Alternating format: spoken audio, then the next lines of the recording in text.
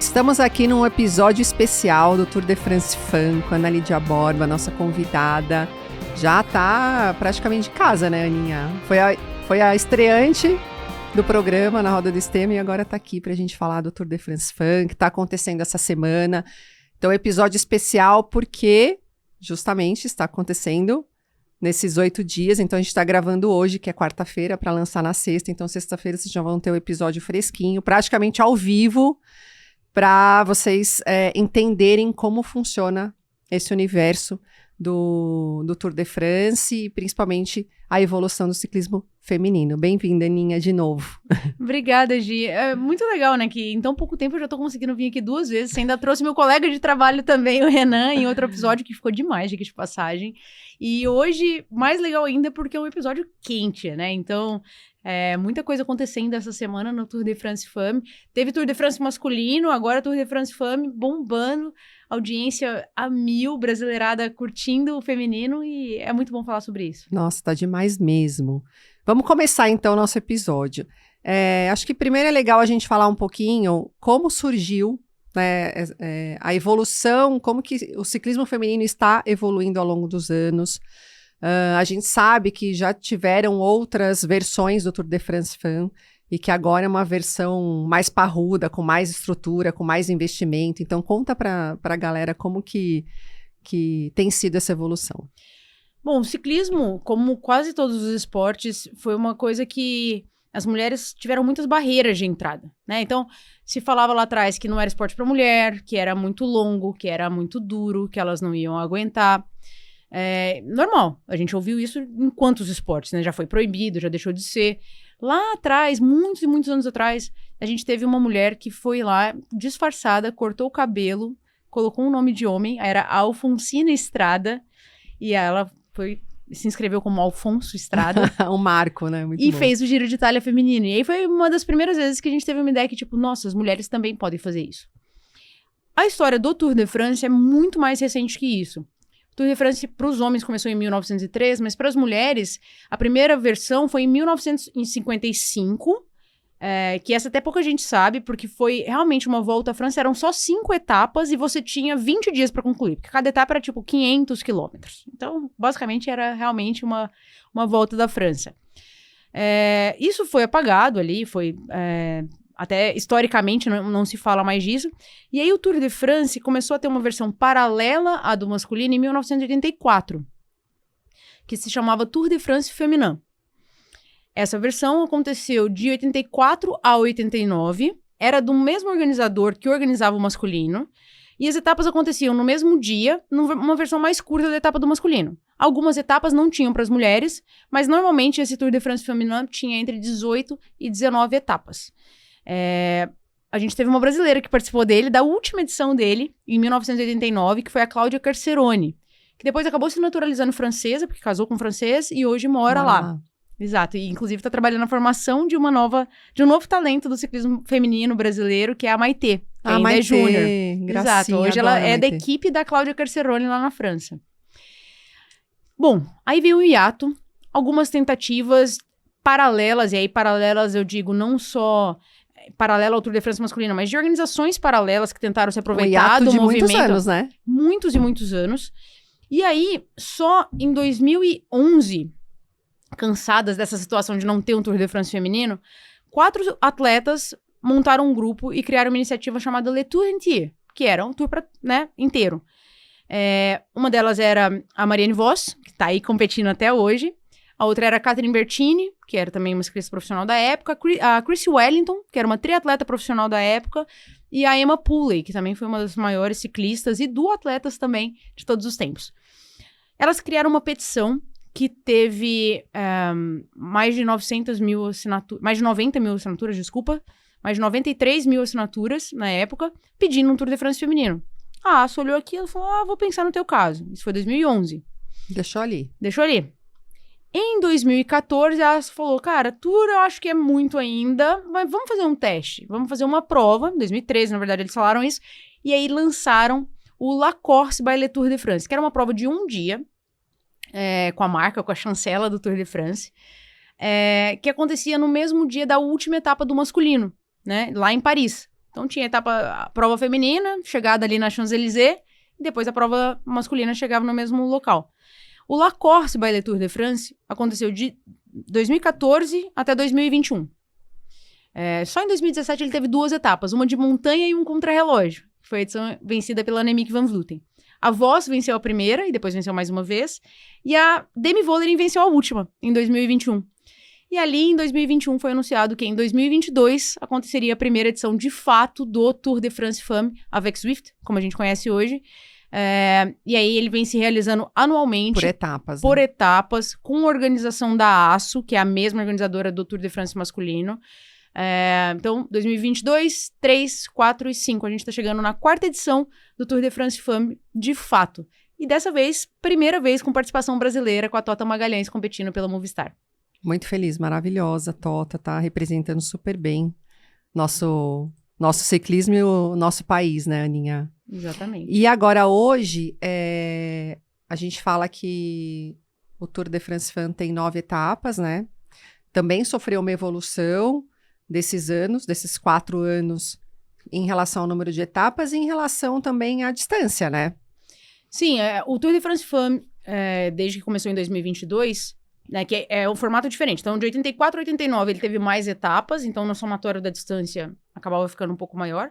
Mas as etapas eram mais curtas. Uhum. De 2022 para cá, ele já foi ficando com a cara que acabou se tornando, e aí é muito interessante, a cara do ciclismo feminino. Por quê? A história do ciclismo profissional feminino atual se confunde com a história do Tour de France. Em 2014 foi o primeiro La Course, em 2016 foi criado o World Tour feminino, pra gente ver como, a partir da visibilidade e do retorno positivo que se teve do La Course, se criou um movimento inteiro de profissionalismo para o ciclismo feminino. Em 2022 até 2024, a gente teve 8 etapas no Tour de France Femmes.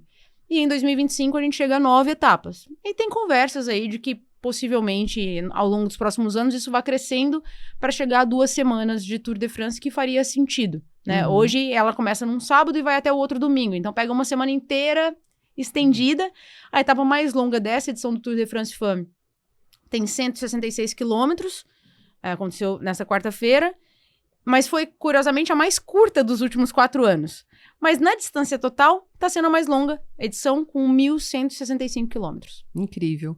Ô, Ana, e é legal a gente falar também um pouquinho, porque muitas pessoas acabam comparando o ciclismo masculino com o feminino em relação às distâncias e dificuldade, né? E, por exemplo, o Tour de France masculino tem 22 etapas. 21 etapas em 23 dias. E o feminino, às 7, 8, 9, e aí fala, mas por que elas pedalam menos? Então explica, né, que tem a questão do pelotão, a questão da dinâmica, do tamanho e como a gente vai ganhando, né, espaço. Bom, primeiro que o ciclismo está evoluindo no feminino e no masculino. Então, quando o Tour de France começou lá em 1903, no masculino, então a gente já está falando de 120 anos de história, as etapas tinham 300 quilômetros. E hoje é muito raro ter uma etapa. Esse ano teve uma etapa acima de 200 quilômetros, 201 quilômetros. Quer dizer que o ciclismo masculino ficou mais fácil? Não quer dizer. Não. Mudou totalmente o tipo, né? Mudou a intensidade das etapas. Uma coisa é você fazer 300 quilômetros, você vai fazer num ritmo. 200 quilômetros num pelotão inchado de 185 caras é outro ritmo. No feminino, ele tá crescendo porque a gente competia em distâncias muito curtas até pouco tempo atrás. Muito mais por preconceito do que por habilidade. Mas também não faz sentido você chegar em etapas de 200 e tantos quilômetros que vão ficar pouco dinâmicas. O que acontece na maioria dessas etapas de 200 quilômetros do masculino, principalmente quando elas são mais planas? O pelotão passeia durante 5 horas. 150 quilômetros. Exato, né? E aí, nos últimos 30, tem uma movimentação para gerar um sprint que dura 200 metros. Então, o que muda muito do feminino para o masculino não é, porque um é maior, o outro é menor. Claro, o número de etapas tem a ver com o tamanho das equipes e com o fato de ser uma coisa muito recente. Então, não dá pra você sair, olha, não existe Tour de France hoje, mas ano que vem vocês vão correr 21 etapas. Não é assim que funciona. Sim. As equipes têm um plantel menor, então no masculino elas têm 26 atletas, no feminino tem 18. Você tem menos gente pra revezar. No masculino as equipes são de 8 atletas na prova, do feminino são 7. É menos gente pra trabalhar, então tudo isso muda. E aí, a questão das distâncias, a dinâmica fica diferente. Então, o feminino tem 150, 140, 160 km por etapa, mas é torceção de cabo da bandeira caindo, né? Que a gente fala que é quando larga oficialmente a prova. A gente tá vendo isso, né? Até a chegada. Assim, não tem um minuto de paz naquele pelotão feminino. No masculino, como as etapas ainda são um pouquinho mais longas, muitas vezes tem uma enrolação do pelotão ali e tal. Quando sai a fuga do dia, o pelotão ainda fica atrasando um tempão. No feminino, se saiu a fuga, o pelotão começa a trabalhar logo depois, porque o tempo para buscar é menor, né? Então, não é questão de um é melhor ou pior. Acho que as duas versões, feminino e masculino, ainda estão sempre ajustando para achar esse formato ótimo. Mas a dinâmica é diferente e é muito, muito, muito legal de acompanhar e até entender essas diferenças. É mesmo, muito legal. Agora vamos falar um pouco das bikes e tecnologia. Existe mesmo uma diferença das bikes de homem e mulher? Porque lá atrás, né, foi desenvolvido, acho que tem até uma equipe que você vai falar aqui agora, Liv, que tem a bike feminina, mas realmente faz diferença ter bike masculina e bike feminina? Ou é mais uma questão de ajustes em alguns pontos de contato ou bike fit até? Bom, quando começou a ter bike feminina e bike masculina, era uma questão de mercado. E, curiosamente, o que era uma bike feminina durante muitos e muitos anos? Era uma bike masculina com um tamanho menor na grade. Então, por exemplo, se você tinha pequeno, médio, grande e GG no masculino, você tinha XS, S, M e grande no feminino, um tamanho menor, pintada de rosa e com a configuração pior. Isso, na época que eu comecei e que você começou um pouco depois também, era o que era uma bike feminina. A configuração pior, se diz o grupo, o tipo do grupo, o carbono. Ou a transmissão. Tudo isso. Tudo. Então, por exemplo, quando eu comecei, tinha uma bike, sei lá, uma S-Works da época, que o Cipollini tinha usado. Aí a versão feminina tinha 3 coroas. Que era a Mira, né, no caso. Não, tinha a Mira também, que era a feminina de fato, mas tinha... Mesmo uma outra versão. Que a feminina era com rosa e tinha ou 3 coroas, ou uma catraca. Na época não tinha catraca tão maior assim, né? Então a gente usava 27, dava trabalho, era o que tinha, e usava uma terceira coroa menor. Quer dizer, quem ia competir não, né? Meu primeiro treinador falou, se você comprar de 3 coroas, eu não te treino.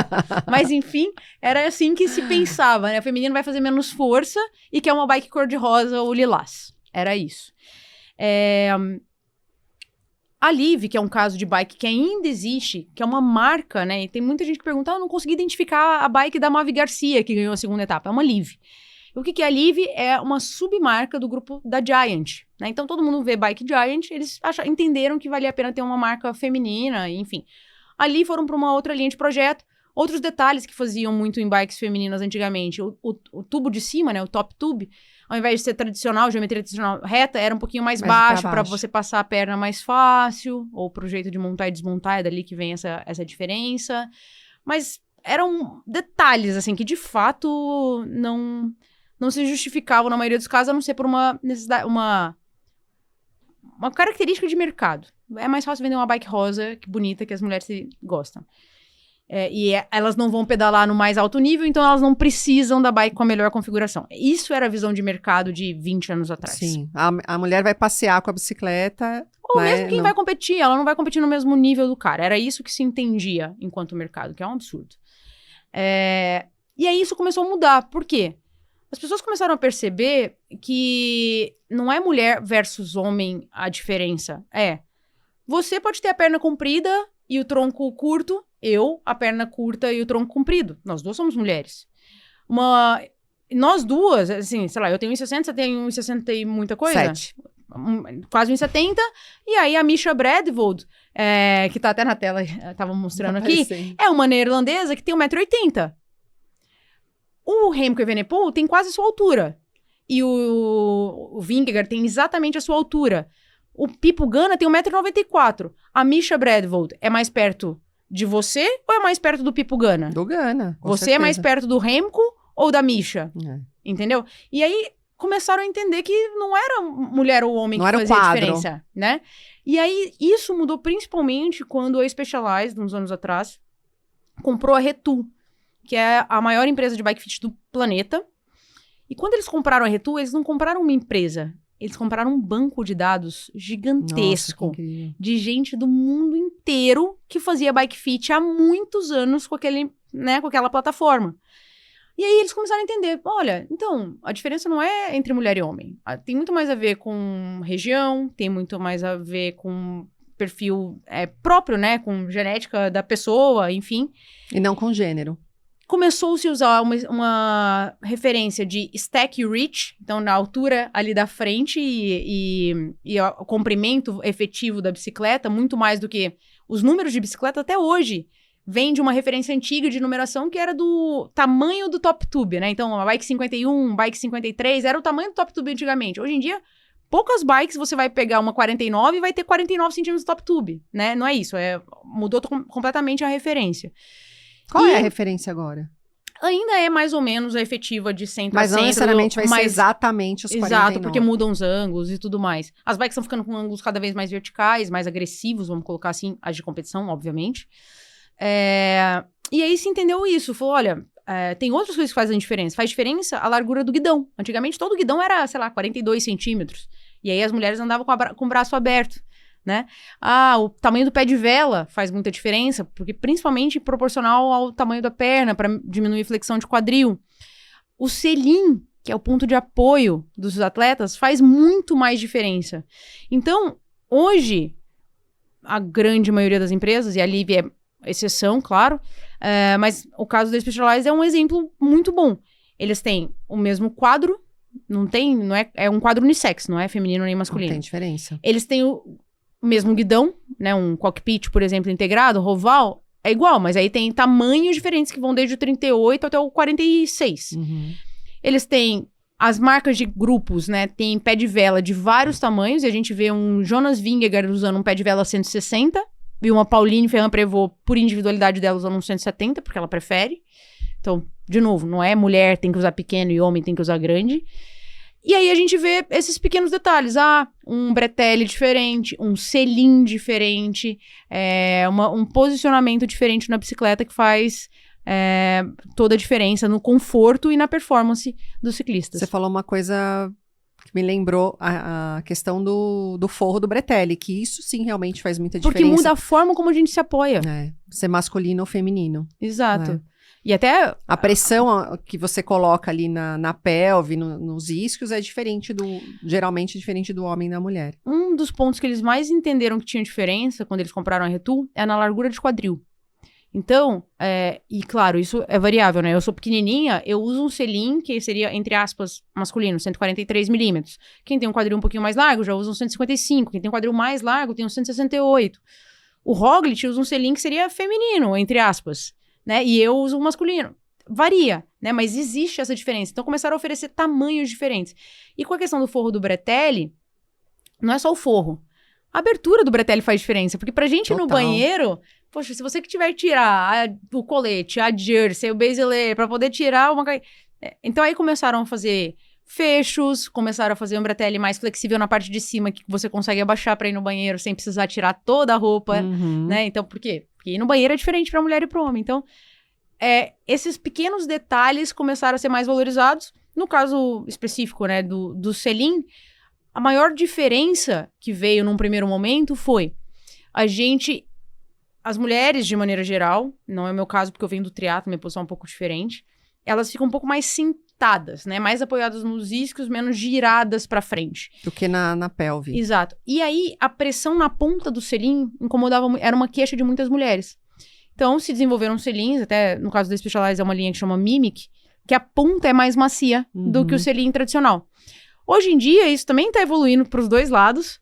E aí, por exemplo, hoje tem muitos modelos de selim que são impressos em 3D e que aí eles se moldam de acordo com a tua posição. Então, se você sentar no meu selim, provavelmente você vai achar ele estranho. Por quê? Porque ele vai se moldando ao meu jeito de me sentar nele. E isso, claro, acho que é a maior evolução que a gente pode ter em termos de conforto do público geral. Que vem dos caras que testam e que andam, as mulheres que vão andar 1.100 quilômetros em 9 dias, os homens que andaram 3.300 quilômetros em 3 semanas, pra gente que vai andar talvez isso num ano, né? A gente não, a gente anda bem mais. Mas, enfim, mas muita Sim, mas gente, tem gente 1.000 que- quilômetros no ano Tá voando, ótimo, né? Tá bom. E Exato. aí vai andar esses 1.000 quilômetros mais confortável, porque todos os equipamentos evoluíram a partir dos insights de quem testa no limite. Muito bom, Aninha. E agora vamos falar um pouco do posicionamento, que aí você está falando da questão do apoio e tudo mais. A gente vê, né, no pelotão, ciclistas com a mesma bike, mesmo grupo, mesmo tudo, mas se posicionando de forma diferente. Umas se colocam de forma mais agressiva, outras se colocam de forma mais confortável. Por que tem essa diferença de posicionamento em cima da bicicleta? Tem a ver com as características individuais e com o conforto individual. Então, por exemplo, se você é uma contrarrelogista, você se adapta e você treina mais numa posição mais aerodinâmica. Você vai ficar com o quadril um pouco mais girado à frente, você vai ficar com as costas um pouco mais baixas, mais paralelas ao chão, Mais os ombros... retinho, assim, né? Tem atleta que quase anda no negativo. A Marlene, se você olha pra ela, parece que o quadril tá mais alto que o ombro. Os ombros mais fechados, mais compactos para diminuir a área frontal. É uma posição que é mais eficiente, mas não é confortável. Agora, se você é contrarrelogista ou você tá sempre saindo em fuga, você aprende a treinar muito nessa posição e vai usá-la cada vez mais. Quem é escalador, qual que é a posição mais eficiente? Às vezes sentar mais atrás no selim, com as costas relaxadas, os ombros baixos, o cotovelo um pouco mais esticado, segurando na parte alta do guidão. É outra posição. O sprinter vai segurar no drop e muitas vezes, a maior parte das vezes que ele tá fazendo força, ele tá fazendo onde? Fora do selim. Uhum. Então, às vezes, ele até quer que o selim fique um pouco mais recuado pra não correr o risco de bater no meio da perna na hora que ele tá fazendo o pêndulo da bicicleta, né? Vai ter uma posição mais avançada, vai ter uma mesa mais longa pra ele ter mais espaço pra se projetar à frente e abrir mais o quadril, porque o músculo mais forte que a gente tem no corpo é a bunda, é o glúteo. E quanto mais esticado você tá ali, mais você consegue gerar potência nele. Então, de acordo com a característica do ciclista, muda a posição dele na bicicleta, né? E é isso você consegue hoje com um ajuste de peças, basicamente, né? Não precisa mudar o quadro. Acho que esse que é o grande lance. Para as mulheres, o que é o maior ponto de dificuldade quando a gente vai comprar... E aí, para as mulheres, desculpa, vírgula, pequenas como eu, voltando, a frente, se ela for baixa, você consegue colocar espaçador e deixar ela mais alta. Se ela for alta, você não consegue baixar. Então, esse é o único limitador que, vamos colocar assim, tem que vir do quadro. Uhum. O restante... Por exemplo, vamos comparar, dois modelos. Uma Tarmac, que ela é mais agressiva já. Isso, um headset baixinho. E uma Roubaix, por exemplo. E às vezes nem a Roubaix, a Ou própria a Ethos. Que é uma bike para ser mais confortável, de endurance, ela tem uma mesa, uma caixa de direção 2 centímetros maior do que a da Tarmac, né? Então, Ana, ando numa posição agressiva, porque eu venho do triatlon, eu sou pequena, então frente baixa, zero espaçador, mesa mais baixa possível, mão quase encostando no pneu. Que para você funciona melhor. Para mim funciona bem assim. A pessoa que vai começar a pedalar agora, que tem que pegar uma posição mais confortável, que é uma posição mais de endurance, vai pegar uma Ethos, vai ficar muito mais confortável. Então, não necessariamente a bike da Demi Vollering é a melhor pra você. Pode ser que sim, pode ser que não. Mas o fato é que quem gosta de uma posição parecida com a da Demi Vollering vai ter essa opção hoje em dia. E isso a gente faz usando uma mesa mais longa, uma mesa mais curta, posicionando... O selim tem um trilho que prende ele ali no seat tube, né? Você coloca ele mais pra frente pra ficar mais agressivo, mais pra trás pra ficar, né, mais apto pra montanha ou pro sprint em pé. Então tem pequenos ajustes que você consegue fazer com acessórios, com partes da bicicleta, com componentes, que aí vão te colocar na posição perfeita em cima da bicicleta. Perfeito. E falando um pouco agora das etapas do Tour de France. A gente sabe que tem as etapas variadas, né? A gente tem as etapas mais planas no começo, um pouco mais longas, e depois a gente parte ali para etapas mais rolling hills, assim, que tem variação, e termina na montanha na maioria das vezes, né? Na maioria não, sempre. E as ciclistas ou os ciclistas, eles fazem alguma adaptação na bicicleta de acordo com a etapa que eles vão participar ali, da inclinação, se é montanha, se é descida, se é mais plano? Nada como ser parte do World Tour, né? Porque você tem mecânico e peça à disposição ali. É muito Você pode fazer o que você quiser, né? Dá pra você fazer o que você quiser. Trocar assim. coroa, trocar bike. A primeira modificação muito óbvia que acontece sempre é trocar a relação, né? Então, por exemplo, nas primeiras 4 etapas desse Tour de France, que foram onduladas ou planas, a maioria usou um volantão grande, né? Então, para dar um exemplo da brasileira, a Tota estava usando uma coroa 54, 40 e um cassete 1033 atrás. Uhum. Aí, chega a montanha. Aí ela já baixa a coroa dela para uma 52, por exemplo. Ou provavelmente de média montanha ela ainda usa uma 52 e depois da montanha ela vai usar uma 50-34. Uhum. E aí... 50-36, né, no caso. E aí atrás ela vai colocar uma relação maior, vai colocar um 10-36, né? Então, para ficar mais fácil. Então, a primeira coisa que os atletas modificam de acordo com a etapa, e até com o objetivo naquela etapa, é a relação. Né? Então, eu vou pra etapa de montanha, mas eu só quero passar, eu não vou atacar. Então, eu não preciso de uma super marcha grande, vou colocar pequena para poupar a perna mesmo. Uhum. Além disso, podem haver pequenos ajustes. Então, por exemplo, uma etapa de mais montanha, é bem comum eles colocarem espaçadores ali e aumentarem a altura da frente, para ficar numa posição mais confortável para a escalada, né? Então, são pequenas alterações. O que muda muito é quando tem, por exemplo, hoje é uma etapa que eu vou sair na fuga, ela é plana ou ondulada, jogo o selinho um pouquinho mais para frente, uso uma mesa um pouquinho mais longa, para eu ficar na posição mais aerodinâmica possível confortavelmente. Isso acontece também. Mas é mais raro e é só quando o cara realmente tá muito, assim... Essa é a etapa que eu marquei na minha agenda, que eu vou sair. Ali. Exatamente. Se não, é mais a relação e alguma coisinha de ajuste na montanha para te deixar numa posição mais confortável. E perfil de roda? Aumenta, diminui ou não? Isso... Geralmente elas usam a mesma roda. Isso muda bastante. No masculino mais que no feminino. Por quê? Como a gente tende a ser mais leve... todo mundo tende... Na média, né? Tem os caras muito levinhos também, mas na média a gente tende a ser mais leve.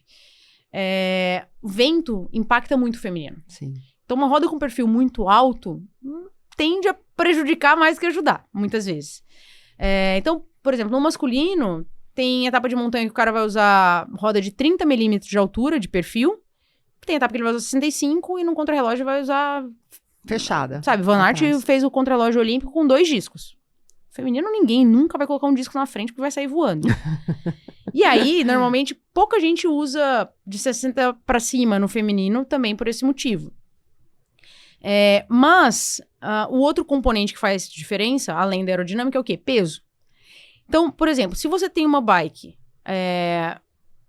que você quer para uma etapa rolada ou plana, que você quer que seja aerodinâmica, você vai colocar a roda mais alta que você consegue boa dirigibilidade possível.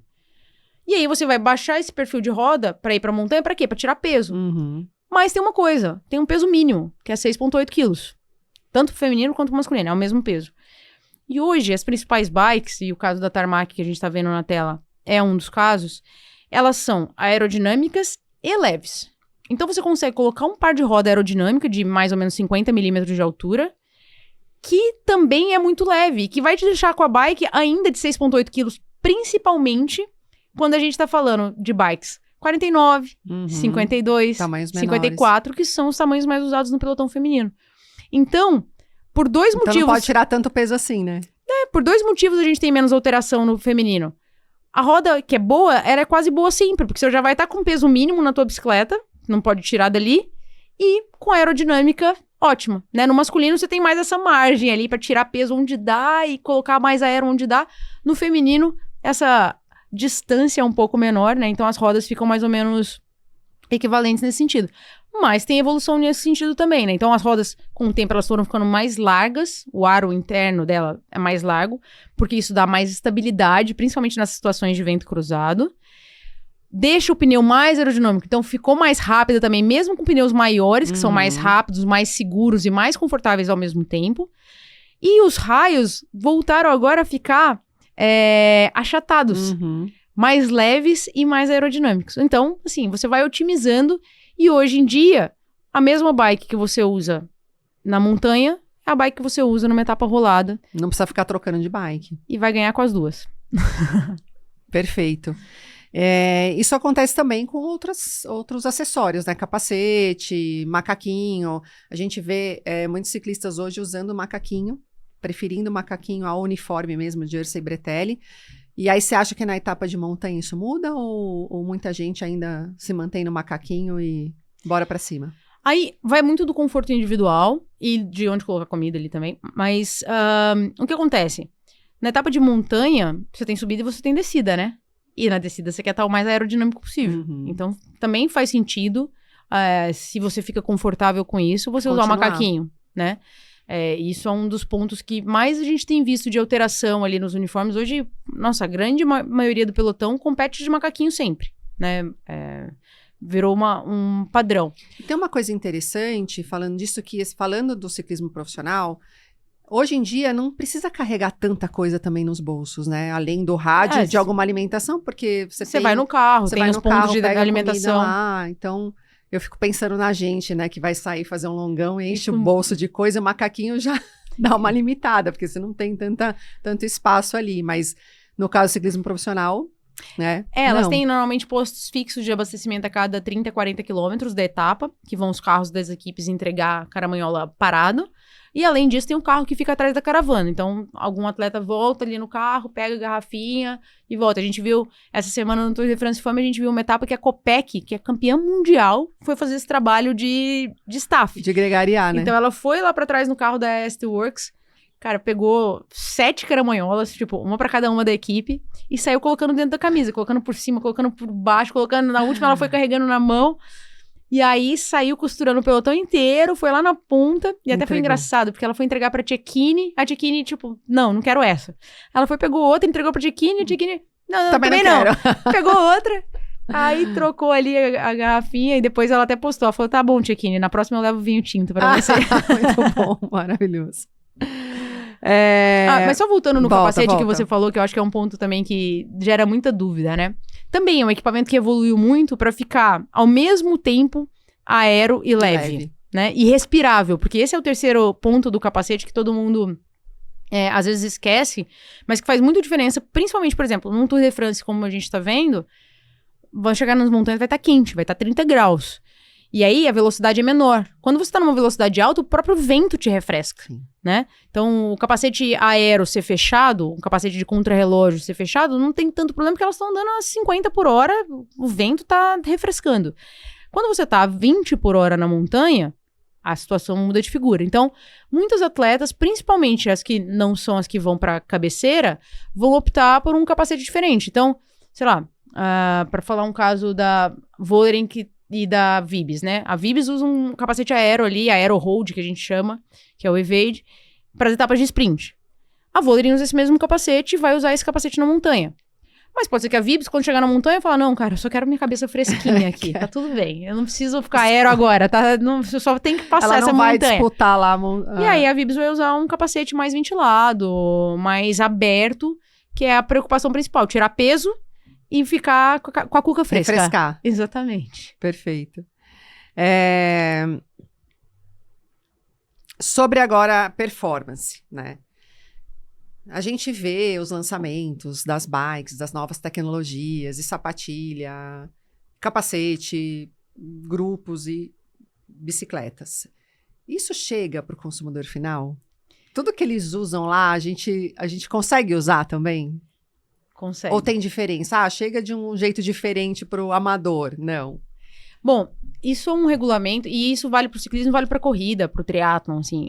Hoje em dia, uma das formas até das entidades nivelarem a competição é fazer com que todos os equipamentos que estão no mais alto nível competitivo estejam disponíveis no mercado. Para ninguém inventar uma moda do nada e criar um equipamento que coloque em risco a integridade física do atleta ou que seja inviável, enfim. Então, um dos jeitos de nivelar é colocando uma regra que é tudo que está ali tem que estar disponível no mercado. Tem exceções? Tem. Por quê? Porque é igual Fórmula 1. Assim, se hoje a gente tem freio a disco no carro e até na bicicleta, é porque lá atrás ele foi da Fórmula 1, que era uma necessidade muito maior de frenagem do que a gente tinha. No ciclismo acontece a mesma coisa. Então, num primeiro momento, as empresas entram com um pedido na UCI para registrar um protótipo. E aí, onde que esse protótipo vai ser testado? Primeiro, treino, training camp, túnel de vento, tudo quanto é profissionais. tudo, os profissionais, sempre. Os melhores, né? A minha sensibilidade, a sua, é uma coisa. A da Demi Vollering, É outra, a do completamente. Pogacar, enfim, de quem seja, é outra, né? Então, os melhores vão testar isso. Treino, training camp, teste de campo, teste de túnel de vento, tudo isso. Testei bastante? É seguro? Parece bom? Aí eles vão testar de verdade. E aí tem um conceito que é super legal, que é o do Made in Racing, né? Que é, na prova. Onde que eles vão testar? O túnel de vento pode me falar o número que ele quiser. Eu tô testando um túnel de vento e tá vindo um vento de frente, e na prova tem um vento de lado, e de repente o mesmo equipamento não é eficiente, não adiantou nada, né? E aí, esses atletas vão testar isso em campo, né? E aí, a UCI coloca um selinho ali, normalmente de protótipo, uma autorização Coloca lá no especial. equipamento. No equipamento, todos eles. Capacete tem que ter. Se for testar um capacete, tem que ter. Se for testar uma bicicleta, um quadro de bicicleta, tem que ter. Se for testar um par de roda, tem que ter. Tem que ser tudo aprovado como protótipo. Depois isso é passado em termos de relatório para a UCI, para aprovar. Aprovou, cara, não, isso aqui é bom. Um exemplo, o Remco Evenepoel. Ele começou a testar uma sapatilha, ele tinha uma demanda de uma sapatilha. Tem 2 anos que ele tá pedindo, não, eu quero ela mais leve, eu quero ela mais assim, quero mais assado, quero com velcro, quero com boa, quero com cadarço. Testou uma, outra. Ano passado ele testou uma primeira versão de sapatilha, que até uma curiosidade, ela tinha um velcro laranja, porque era o que tinham lá pra fabricar a sapatilha dele. Não é porque ele queria um velcro Não é porque laranja, é porque ele gostou da tinha. cor. Aí colocaram ali e colocaram a referência do que ele tava testando. E aí depois ele falou, até que ficou simpático. Deixa esse laranja aí. E aí, finalmente, em 2025, 2 anos depois que ele começou a pedir a sapatilha, ele chegou no modelo e falou assim, agora eu gostei. E aí, essa sapatilha que tá chegando como a sapatilha do Remco, vamos colocar assim, no mercado, né? A Tarmac SL8 foi uma bicicleta que começou a aparecer em prova no critério do Dauphiné do ano passado, que é uma prova que acontece em junho. Apareceu no Tour de France, apareceu e ganhou a Olimpíada, Campeonato Mundial. Ano passado não, desculpa, em 23. E aí chegou pro mercado, né? Então, hoje em dia, esse é meio que o ciclo natural das coisas. Um produto é desenvolvido, é testado em laboratório / ambiente fechado, é controlado, depois é testado nas provas e depois vem pra gente. E aí o mais legal é que, tipo assim, antes... Quer ver um exemplo? Quando estavam nessa fase de teste ainda da Tarmac SL8, eles fizeram um projeto, eles chamavam de Project Black. Era uma bicicleta preta, escrito de branco só. E aí eu tive uma Project Black, Olha um só. protótipo. Que Né? Então ainda demais. vinha escrito ali no quadro, protótipo.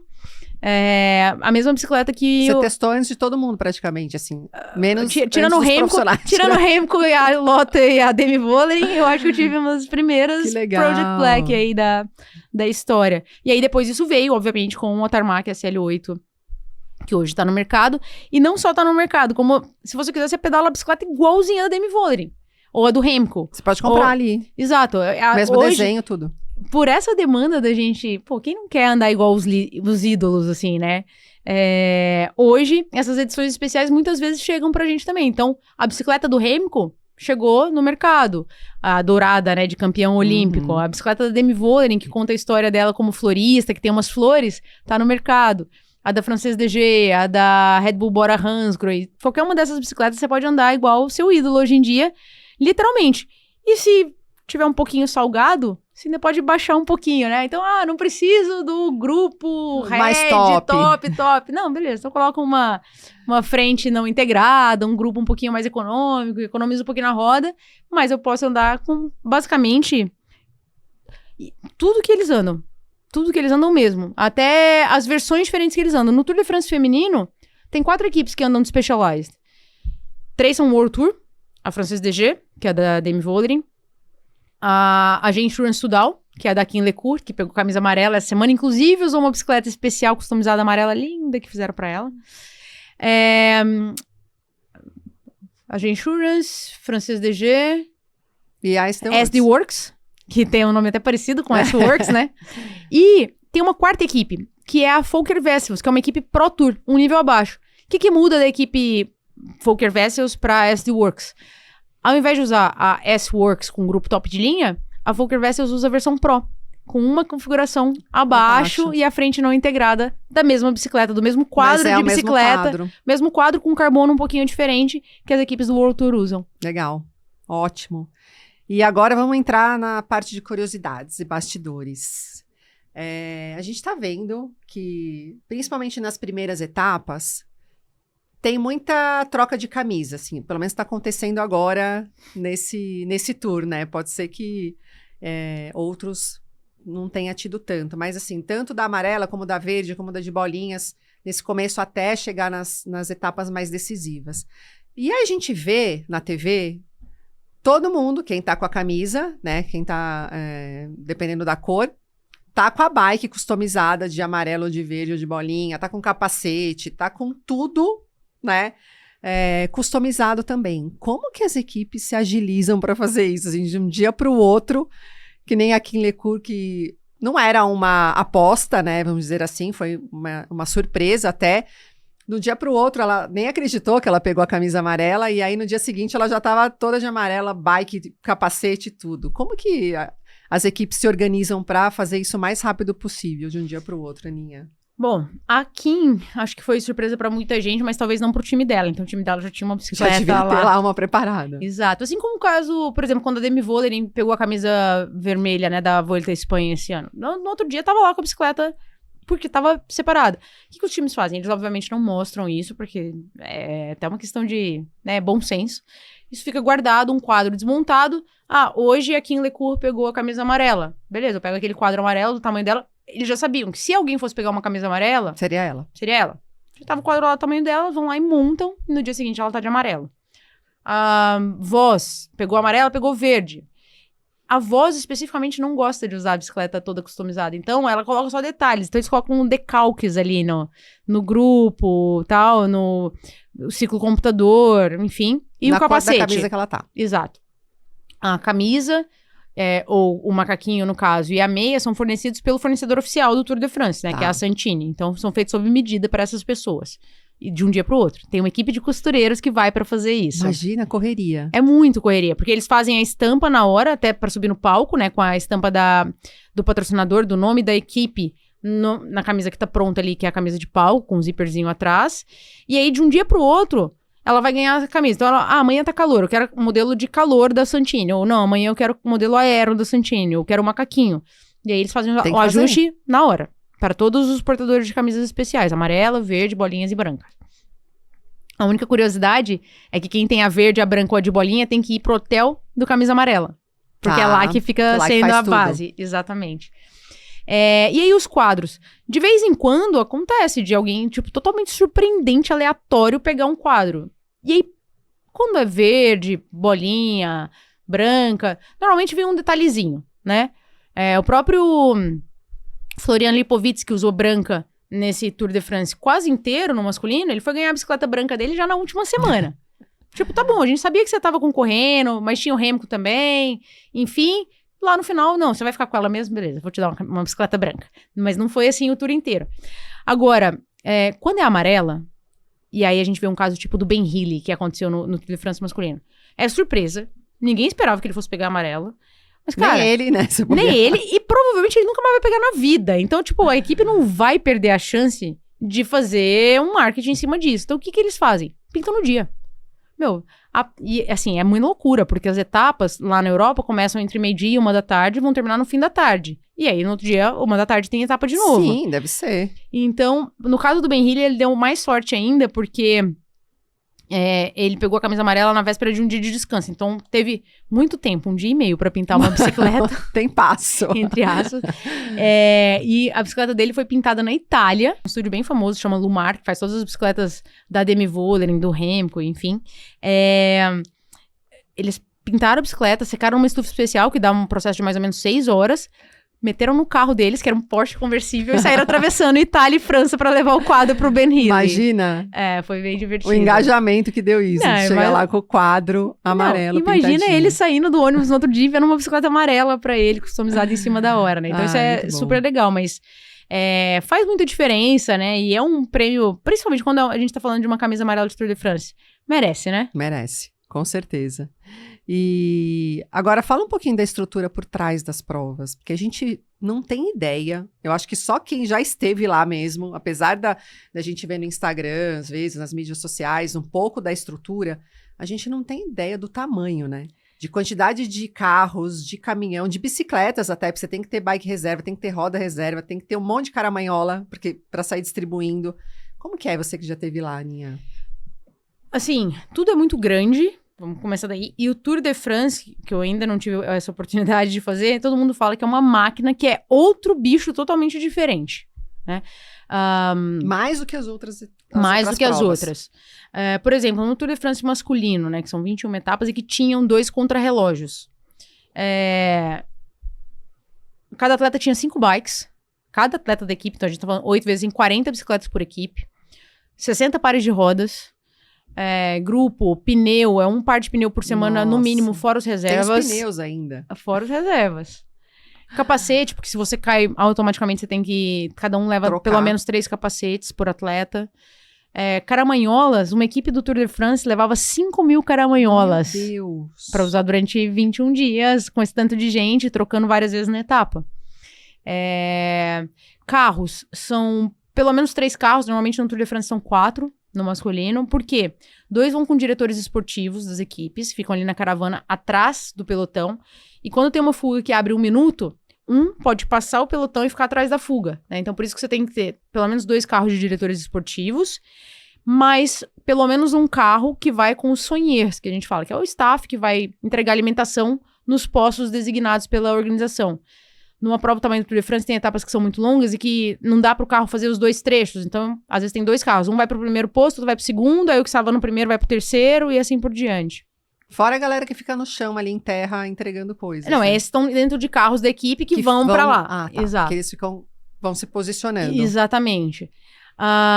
Normalmente, um caminhão cozinha, um caminhão de mecânica, um ônibus das equipes, que tem chuveiro, porque o atleta já chega, já toma banho, já come ali no ônibus, e tem transfer longo todo dia no começo e no final da etapa. Quando tem contrarrelógio, não é o caso no Tour de France feminino, mas quando tem no masculino, tem normalmente um caminhão só para as coisas de contrarrelógio também, porque é disco, outra bicicleta, estrutura. Capacete, é tudo especial para aquela etapa.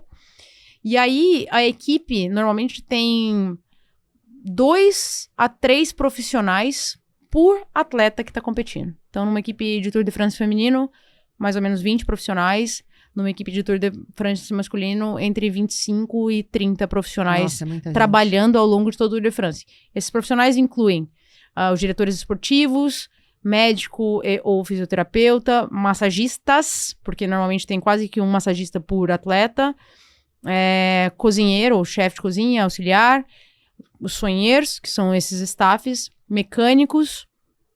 Às vezes tem, no Tour de France, por exemplo, tem equipe que tem uma equipe de colchão.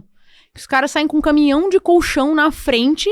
Então, hoje, terminou de dormir, pega o colchão de todo mundo, travesseiro de todo mundo, leva pro próximo hotel, chega lá o atleta... Troca.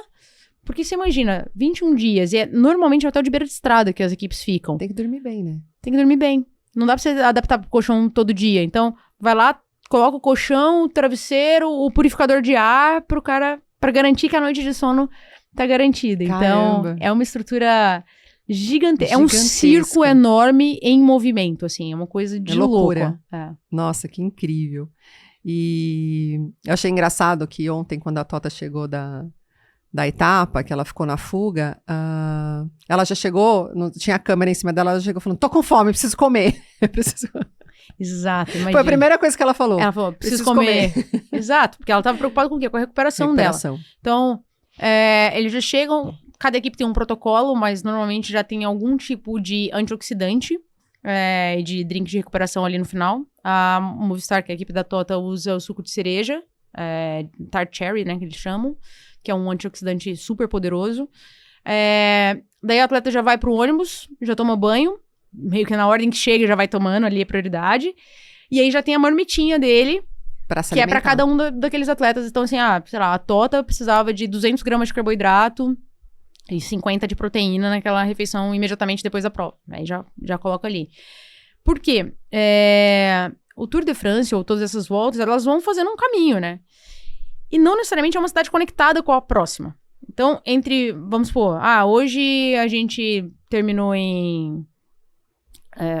ontem eles terminaram em Quimper, e hoje eles largavam no Futuroscope.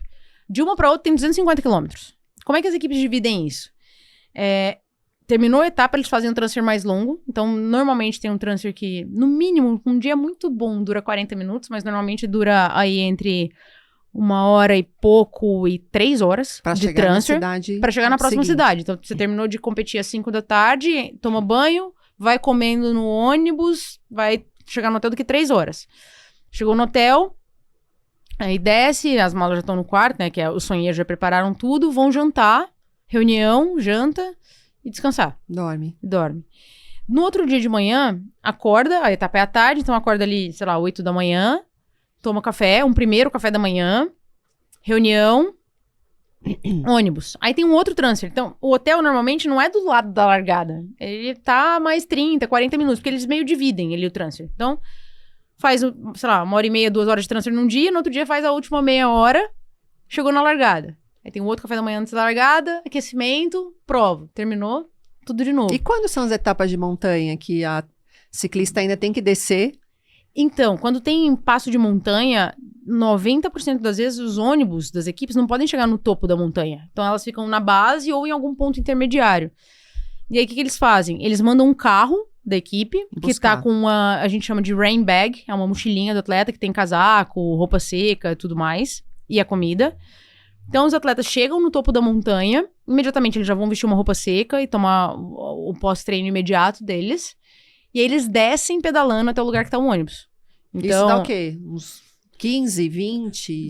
Cara, às vezes tem 40 minutos de descida. Porque se é uma montanha muito longa, sim, de 25 quilômetros, é isso, 30, 40 minutos de descida. E lembrando que tem gente subindo ainda, tem público, tem tudo isso acontecendo ao mesmo tempo. Então, por exemplo, a gente fala, a maior etapa do Tour de France Femme dessa temporada, 166 quilômetros. Mas elas aqueceram antes, aí pelo menos meia hora. Aí tem a parte neutralizada, que hoje foram 11 quilômetros. Aí tem os 166 da etapa. E se tivesse chegado no alto da montanha, ainda podia ter mais 15, 20. Então, assim, às vezes a gente tá falando de 150, que na verdade foi 200 que elas pedalaram no dia. Nossa, impressionante. Ai, muito bom. E agora, me conta, tem algum detalhe, assim, de bastidor que você se surpreendeu? Que são coisas que a gente não vê na TV? Além da questão da estrutura e logística, assim, eu tenho uma curiosidade, assim, em relação ao público. Tem um. Só pra não lembrar que agora... A Demi Vollering usa um par de coroas customizadas. Ah, é? Com o nome dela? Não. Customizada como? Ela usa uma 54-36. Ao invés de usar 54-40 padrão, ela usa uma coroinha menor e uma coroa grande. Ela é uma das poucas, assim, que eu me lembro de ter visto uma coisa, assim, totalmente personalizada pra ela nesse sentido. Legal. E quem pode ficar ali? Porque a gente vê a galera, né, na rua ali, na margem das estradas, mas na hora que chega ali, qualquer um pode entrar? Tem que pagar ingresso pra entrar ali? Tem que ser algum convidado pra entrar naquela área do pódio? Ou qualquer um entra? Não, o Tour é muito legal por causa disso, né? É tudo aberto, né? Esse ano tinha mais de 15 milhões de pessoas assistindo nas ruas do Tour de France masculino. E no feminino também é a prova mais assistida, mais cheia, tudo.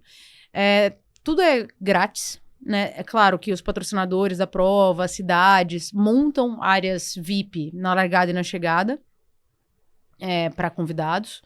Normalmente não se vende ingresso, assim, bem raro. No Tour de France, sim, tem algumas empresas que montam, tipo, camarotes ali, vamos colocar. E aí, normalmente, na chegada. Mas é tudo aberto. E aí, antes da etapa, né, na área onde ficam os ônibus das equipes, e na chegada também na área onde ficam os ônibus das equipes, ou os carros, no caso dessas etapas de montanha, normalmente tem uma área reservada em que você só entra se você for atleta ou credenciado. Né? Então, tipo um controle de acesso. Exato, ali do ladinho do pódio, por exemplo, né, numa área interna ali, perto do pódio, na área de alimentação do atleta, na zona de entrevista, atrás do caminhão onde eles vão subir para vestir a camisa para ir pro pódio ou para fazer o exame antidoping, dentro desse compound ali que eles falam dos carros das equipes, mas é muito louco, porque no ciclismo você chega muito perto. Então, se você vai na largada de um Tour de France, é um serra-fila que tá te dividindo do Tadej Pogacar, por exemplo. Uhum. Entendeu? De um Remco, enfim. Os mecânicos pegam um ônibus, no ônibus tem tipo um toldo, e aí eles colocam os rolos de todos os atletas um do lado do outro ali, e aí passa um serra-fila em volta. E é isso. Então, se você é público, você chegou antes, você consegue ver. Você fica num serra-fila a 1 metro do seu ídolo fazendo o aquecimento dele.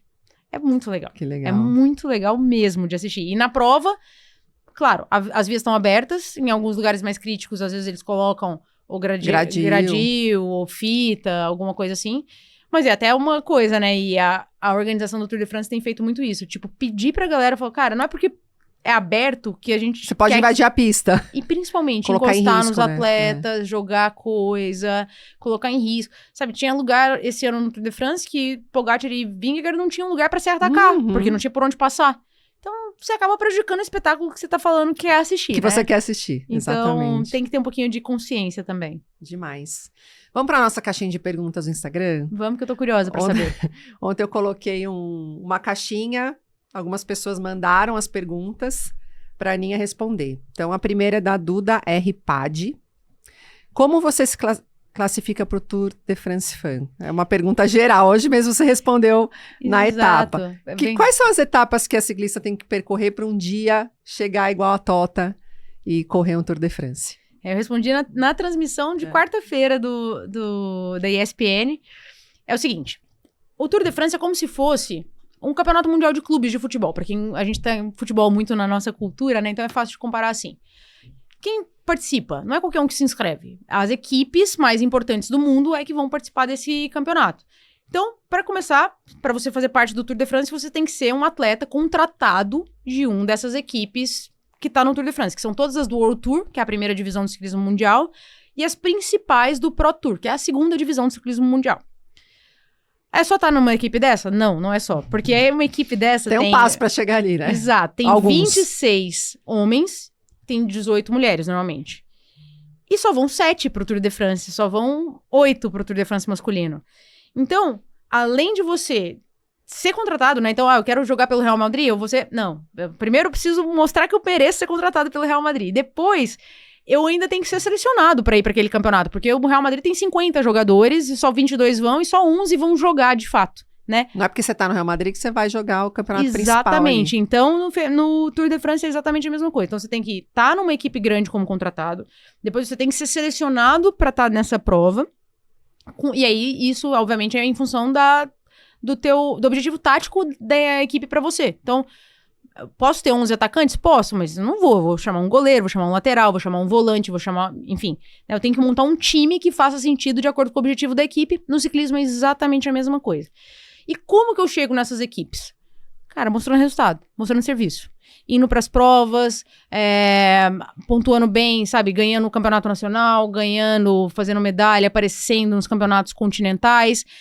Obviamente, a maior parte do ciclismo acontece na Europa, então se você tá competindo na Europa, você tem muito mais visibilidade.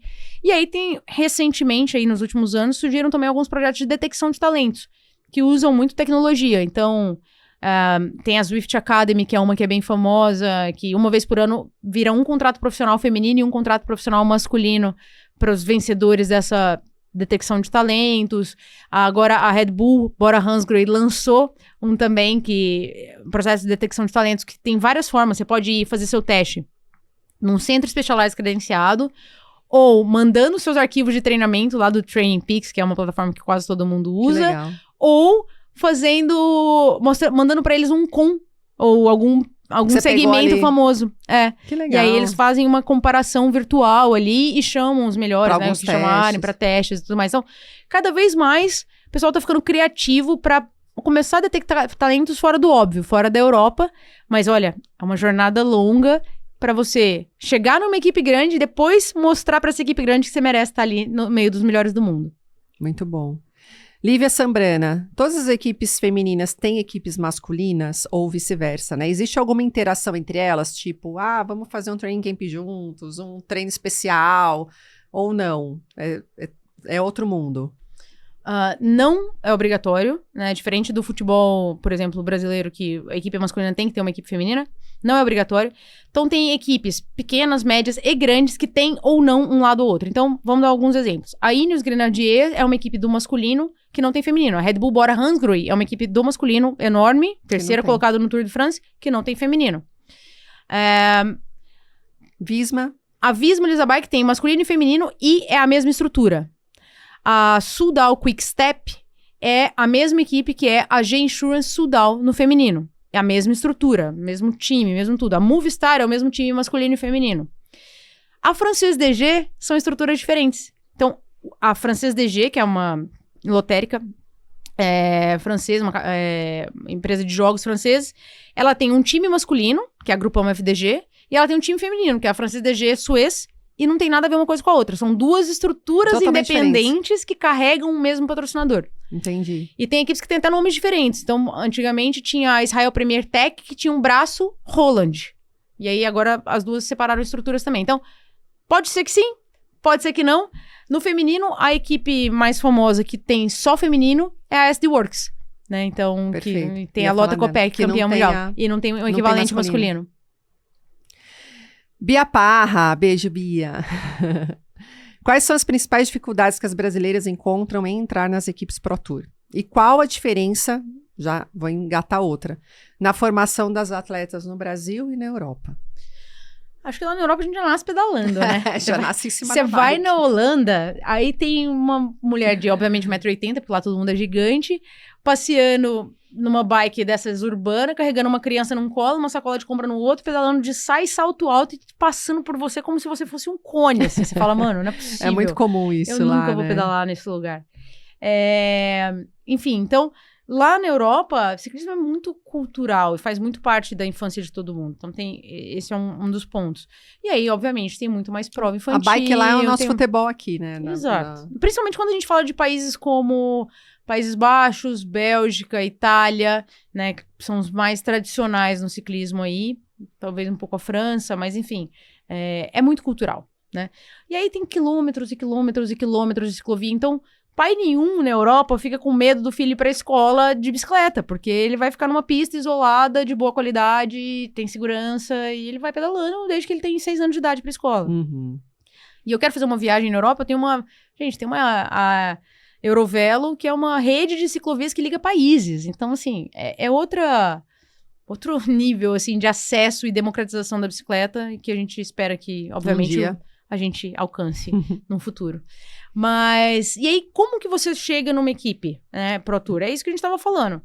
Pode ser, e principalmente quem é de fora da Europa, por meio de um processo de detecção de talentos, como é a Zwift Academy. Então, por exemplo, Niamh Bradbury é uma atleta australiana da Canyon SRAM que chegou lá por meio da Zwift Academy, né?